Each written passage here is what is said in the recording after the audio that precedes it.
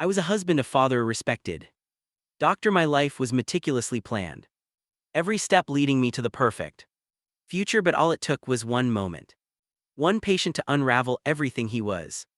Young 19 to be exact, blonde with piercing blue eyes and a body sculpted like a Greek god. He was lying there, shirtless, injured, vulnerable, and completely unaware of the chaos he was about to unleash within me. What happened in that hospital room, and later in that locked bathroom, is something I never thought I was capable of. This is my story, the story of how I lost control. It started like any other day, the sound of monitors beeping, nurses moving swiftly, and the faint aroma of antiseptics filled the hospital corridors. I was flipping through patient charts when a nurse rushed to me. "Dr. Marcus, we've got a young male bike accident. Superficial injuries, but he needs immediate attention," she said. I nodded, my professional demeanor unshaken as I headed to the emergency room. Walking into the room, I was prepared for another routine case, but when I pulled back the curtain, I froze. There he was, lying on the hospital bed. His blonde hair was disheveled, streaked with sweat and dirt, framing a face so angelic it could have belonged to a model. His eyes, those sharp ocean blue eyes, met mine, and for a moment I forgot how to breathe. He wasn't wearing a shirt, and his lean, muscular chest rose and fell as he took slow, shallow breaths. A deep gash ran along his arm, but even the blood couldn't detract from how perfect he looked. "Good afternoon," I said, my voice steadier than I felt him. "Dr. Marcus Hayes, can you tell me your name?" "Andrew," he replied, his voice soft but confident. "Andrew Collins." As I began cleaning his wounds, I felt his gaze linger on me. It wasn't unusual for patients to notice me standing at 6'4" and with dark, smooth skin and a physique that rivaled gym trainers. I was used to drawing attention, but Andrew's eyes weren't filled with casual admiration. They held something deeper, something that made my pulse quicken ways it shouldn't have. Andrew wide slightly as I cleaned the deep gash on his arm, my hands steady despite the storm brewing in my mind. His skin was warm under my gloves, and I forced myself to focus on the task at hand, ignoring the way his gaze felt like it was burning into me. "Does it hurt much?" I asked, breaking the silence, my voice low but firm. "A bit," he replied, his tone casual, but his eyes locked onto mine with an intensity that made my throat tighten. "I've had worse, though," I smur, trying to lighten the tension I was feeling. "Tough guy," he chuckled softly, the sound low and melodic, something like that. "You probably see people in worse shape all the time, don't you?" I nodded, keeping my focus on his wound, part of the job, but that doesn't mean I don't take each case seriously. Andrew tilted his head slightly, his blonde hair falling over his forehead. "You're not like most doctors I've met. You seem different." I glanced up briefly, meeting his piercing blue eyes before quickly returning to his injury. "Different how?" I asked, keeping my tone neutral. "Just more real, like you actually care," he said, his voice soft but sincere. His words caught me off guard, and I felt an unfamiliar warmth in my chest. I didn't respond, focusing instead on finishing eating his stitches. The silence stretched between us, heavy but not uncomfortable. When I finally looked up again, he was still watching me, a small, almost shy smile on his lips. "Thank you," he said simply. I nodded, clearing my throat. "It's my job, but you're welcome." As I packed up the supplies, I felt a strange pull toward him, a connection I couldn't explain. I had treated countless patients over the years, but none had ever made me feel like this. It was unsettling, and yet I didn't want it to. In the next day, I found myself checking on Andrew more often than I usually would for a patient with minor injuries. Each time I entered his room, he greeted me with that same easy smile, his eyes lighting up as if he had been waiting for me. It was intoxicating, and I hated how much I looked forward to seeing him. "Dr. Hayes," he said one afternoon, his voice teasing, "You're spoiling me with all this attention. Do you check on all your patients this much?" I chuckled, trying to play it off, "Just making sure you're recovering properly." "Well, I appreciate it," he said, his tone dropping slightly, almost suggestive. "It's nice to have someone like you around." I froze for a moment, unsure of how to respond before I could say anything. He Continued, can I ask you something? Personal, I hesitated but nodded, sure, as long as it's not too personal. Are you married? He asked, his voice casual but his eyes sharp. The question caught me off guard and I felt a flicker of guilt. I admitted, keeping my tone professional. Why do you ask? Andrew shrugged, but there was a glint of something in his eyes. Just curious. You seem like the kind of guy who has everything figured out. His words struck a nerve. If only he knew how far from the truth that was. Life's never as simple as it looks, I said quietly. For a moment neither of us spoke, then Andrew shifted, slightly wincing as he tried to sit up. Could you help me to the bathroom? He asked, his voice light but laced with discomfort. Of course, I said, stepping forward to assist him. As I wrapped my arm around his back to support him, I felt the heat of his body against mine, his muscles tense under my grip. It was a simple gesture, but it felt far too intimate.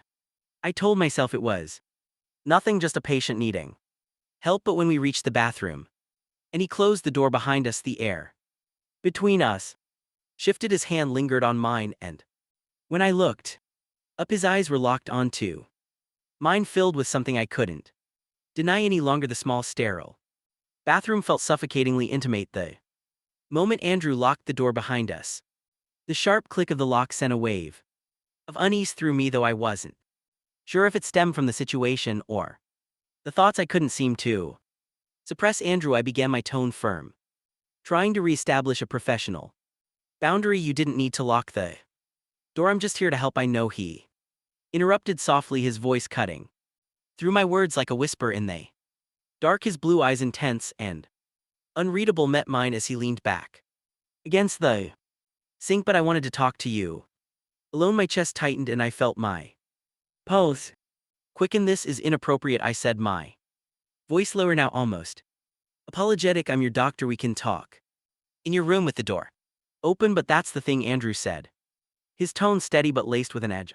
Hadn't noticed before. I don't want to talk to you like I'm just another patient, and I don't think you want that either. His words hit me like a punch to the gut. My instincts told me to walk away, to unlock the door and pretend this moment wasn't happening, but I couldn't move. My feet felt rooted to the cold tiled floor as he stepped closer, his movements slow and deliberate. Andrew, I murmured, my voice barely audible now. You don't know what you're saying. He tilted his head slightly, a small knowing smile tugging at the corners of his lips. Don't I? He asked, his voice soft but unrelenting. You think I haven't noticed the way you look at me, the way you've been checking on me more than you probably should. I opened my mouth to deny it, but the words caught in my throat. He was too close now, his scent clean fresh, with a hint of something unplaceable filling the space between us. His bare chest brushed against my arm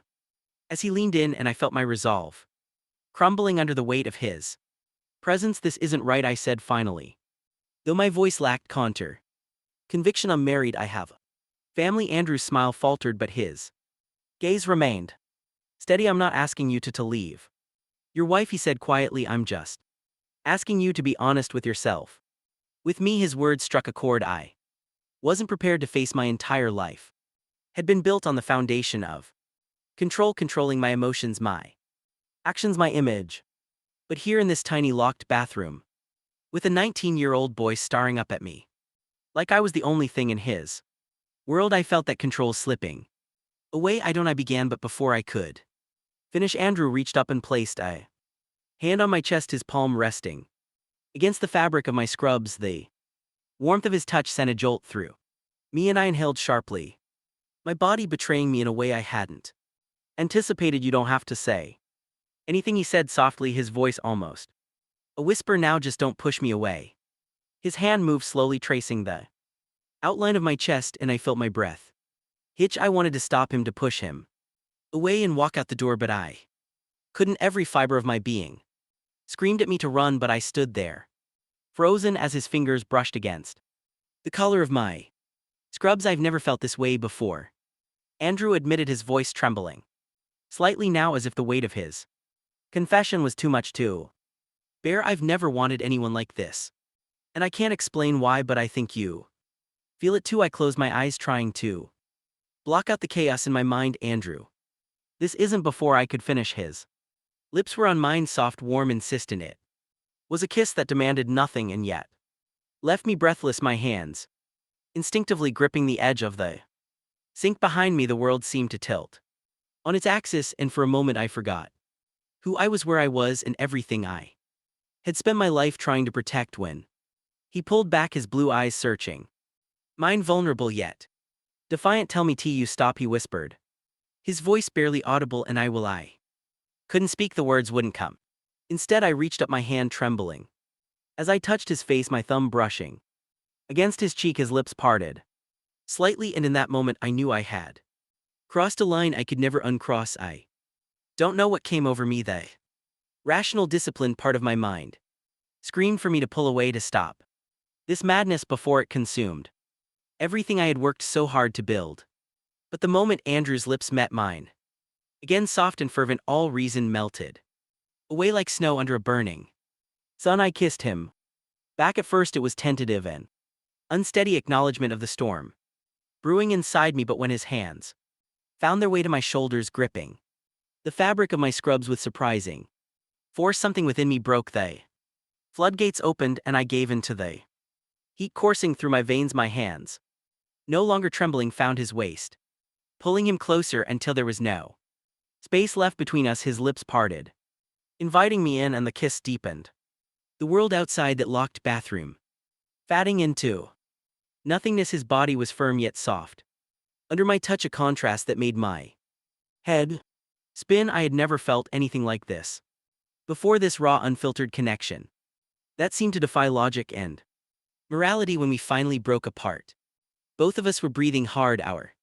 chests heaving as if we had just surfaced from underwater. Andrew looked up at me, his blue eyes wide with a mix of wonder and desire. I knew it, he murmured, his voice barely audible. I knew you felt it too. I stared at him, my mind a whirlwind of emotions. I couldn't begin to process this. This can't happen, I said, though the words felt hollow even as I spoke them. I'm married, Andrew. I have a family. He took a step closer, his hands resting on my chest. And I'm not asking you to leave them, he said softly. I'm not asking for anything except this moment. His words struck me like a lightning bolt, and I felt a pang of guilt so sharp it nearly brought me to my knees. But as I looked into his eyes, I saw something there, something that mirrored the chaos in my own heart. It wasn't just desire, Tyre, it was longing, a desperate need to feel something real, something that transcended the roles we had been forced to play in our lives. Before I could stop myself, I kissed him again, this time with a hunger that surprised even me. His hands tangled in my hair as he pressed against me, his body warm and unyielding. The tension between us, so palpable moments ago, now gave way to something far more dangerous. Surrender. The bathroom, small and clinical, seemed to shrink around us as our bodies moved together in a frantic, almost desperate rhythm. Every touch, every kiss felt like a spark, igniting a fire that neither of us could control. My hands roamed his back, feeling the smoothness of his skin, the firm of his muscles. He let out a soft gasp as my fingers traced a path down his spine, his head tilting back as if surrendering completely. Marcus, he whispered, his voice barely audible but filled with an urgency that sent shivers down my spine. It was the first time he had used my first name, and hearing it from his lips felt almost sacred. I pressed him against the wall, my lips trailing down his neck, tasting the salt of his skin. His fingers dug into my shoulders, pulling me closer as if afraid I might vanish. For a moment I allowed myself to forget everything, the hospital, my wife, my carefully constructed life. In this locked bathroom there was only Andrew and the wildfire burning between us. Tell me you want this, he murmured, his voice trembling with both desire and fear. I pulled back just enough to look into his eyes. The vulnerability I saw there nearly undid me. I don't know what I want, I admitted, my voice raw, but I know I can't stop. His lips curved into a small, bittersweet smile. That's enough, he said softly, before pulling me back into another searing kiss. Time seemed to stand still as we explored each other, our hands and lips. Speaking the words we were too afraid to say out loud, the world outside ceased to exist. And for the first time in my life I felt truly free, unburdened by expectations, by labels, by the weight of who I was supposed to be. But freedom, I would soon learn, always comes at a price. When it was over, silence fell heavy in the tiny bathroom. The only sounds were our shallow breaths and the faint hum of the fluorescent light above. Andrew leaned back against the wall, his chest rising and falling as he looked at me with an expression I couldn't read. His lips were swollen, his blonde hair disheveled, and his blue eyes shimmered with something between triumph and vulnerability. I couldn't meet his gaze. What had I done? I turned toward the mirror, gripping the edges of the sink so hard my knuckles turned white. My reflection stared back at me, a man I no longer recognized. My dark, smooth skin glistened with sweat. My usually steady hands trembled, and my eyes, they were filled with guilt and confusion. Marcus Andrew's voice broke through the fog in my mind. He had stepped closer, his fingers brushing lightly against my arm. Are you okay? Okay, I repeated, my voice hoarse. I turned to face him, the weight of my actions crashing down on me like a tidal wave. What just happened? It can't happen again. Andrew's expression faltered, a flicker of hurt crossing his face. Why not? He asked, his voice soft but steady. Because you're married. Yes, I snapped, the sharpness of my tone surprising even me. And because this isn't who I am. I don't know what came over me, but this was a mistake. He flinched at the word, his jaw tightening. A mistake, he echoed, his voice barely above a whisper. Is that what you think this was? I ran a hand through my hair, the weight of his gaze pressing down on me. I don't know, I admitted, my voice cracking. I just know that I can't do this. I have a wife, a child. I can't throw that all away. Andrew stepped closer, his blue eyes locking onto mine. I'm not asking you to throw anything away, he said, his voice filled with quiet intensity. I'm not asking you for forever, Marcus. I'm asking you to be honest with yourself, with me. His words hit me like a punch to the gut. Honest? How could I be honest when I didn't even understand what I was feeling? My entire life had been built on order and control, and now, in the span of a single afternoon, that foundation had been shattered. I can't, I said finally, stepping back. I just can't. Andrew's shoulders sagged, but he nodded, his expression unreadable. Okay, he said quietly, I won't push you, but don't pretend this didn't mean something. With that, he turned and unlocked the door, stepping out into the hallway without another word. I stood there for what felt like an eternity, the weight of his words and the memory of his touch burning, turning into my skin. The days that followed were excruciating. I avoided Andrew's room as much as possible, delegating his care to other doctors, but no matter how much I tried to push him from my mind, his presence lingered. I could still feel the heat of his lips on mine, the way his body had pressed against me, the look in his eyes. When he said it meant something, it haunted me. At home, my wife noticed my distraction. Is everything okay? She asked one evening as we sat at the dinner table. You've been distant lately. I'm just tired, I lied, forcing a smile. Work has been hectic, she nodded, accepting my answer, but I could see the doubt in her eyes. It only added to my guilt. I had always prided myself on being a good husband, a good father, a good man, but now I felt like a fraud. Back at the hospital, avoiding Andrew became impossible. One afternoon, as I rounded the corner to check on a different patient, I saw him in the hallway. He was sitting in a wheelchair, his blonde hair catching the light, his expression pensive. When he saw me, his face lit up, but the smile quickly faded when I didn't return it. Dr.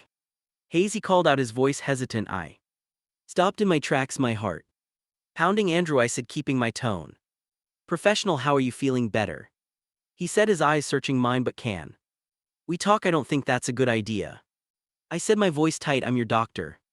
That's all. He flinched at my words, his jaw tightening. Is that really how you feel? He asked quietly. I hesitated, my throat dry. It has to be, I said finally, before walking away. But as I turned the corner, I couldn't shake the look in his eyes, hurt, betrayed. and somehow still hopeful it was a look that would haunt me for the rest of my life. Andrew's discharge day arrived. Faster than I expected. Standing outside his room, I hesitated, unsure if I had the strength to face him again, but I knew I owed him something, if not closure, then at least an acknowledgement of what had happened. When I walked in, he was sitting on the edge of the bed, dressed in a plain white t-shirt and jeans. He looked younger, more vulnerable. Without the sterile hospital surroundings, he looked up, his expression unreadable, ready to go. I asked, my voice betraying nothing. Yeah, he said, standing slowly. Thanks for everything, Dr. Hay. The formality stung, but I didn't let it show. Take care of yourself, Andrew, I said. Softly, he paused, his eyes meeting mine. One last time, you too, he said, his voice steady but laced with something unspoken. And then he was gone. Days turned into weeks, but the memory of Andrew lingered. I threw myself into work, trying to drown out the thoughts of him, the sound of his voice, the feel of his lips, the way he had looked at me as though he saw the parts of me I kept hidden from everyone else. At home, the distance between me and my wife grew. She noticed, of course, but I brushed off her concerns with excuses about stress and exhaustion. The truth was, I couldn't bring myself to touch her, to hold her, not when my mind was consumed by someone else. Andrew's absence was a wound that refused to heal. One night, after too many sleepless hours, I found myself reaching for my phone. I didn't even know why, maybe to convince myself that he had moved on, that he had forgotten about me. But when I opened social media and saw a photo of him smiling carefree with friends, I felt a pang of something I couldn't name. Relief, regret, jealousy. I set the phone down, my heart heavy. I had made my choice, and now I had to live with it. Life went on, but I was no longer the man I had been. Andrew had shown me a side of myself I had spent years burying, and now, no matter how hard I tried, I couldn't unsee it. I wasn't the perfect husband, the perfect father, the perfect doctor. I was human, flawed, conflicted, and broken in ways I hadn't realized before. And while I didn't know what the future held, one thing was certain: I would never forget him. Andrew had changed me, and in some small way, I hoped I changed him too. Hey, you. Did you enjoy the story? Drop a comment below with the rating you'd give the story from 1 to 10. How do you think today's story measures up? I'd love to hear your opinion. It means so much to me. And don't forget to subscribe to the channel. We bring you new stories every day, packed with emotion, mystery, and twists you won't want to miss. Leave a like and turn on notifications so you'll never miss a single moment. See you in the next video.